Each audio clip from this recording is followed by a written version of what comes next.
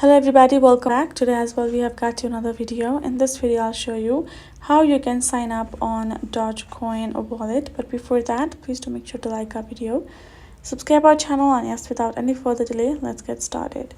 So for that, you're simply gonna open up your MyDoge app, and right away you're gonna find this option of create a wallet, where you're gonna tap. Now you can see secure your new wallet. It will simply ask you to provide a 6-digit pin for you right away.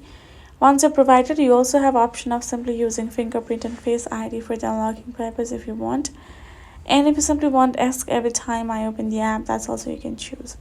Once you've added, tap on create pin and you will be able to simply have to pass through given other steps given on screen. Once you're done with that, you will be able to create yourself account. Okay, so that is how you can do it. Hope this video was helpful to y'all. Thank you so much for watching, and yes, I'll see you guys in our next video.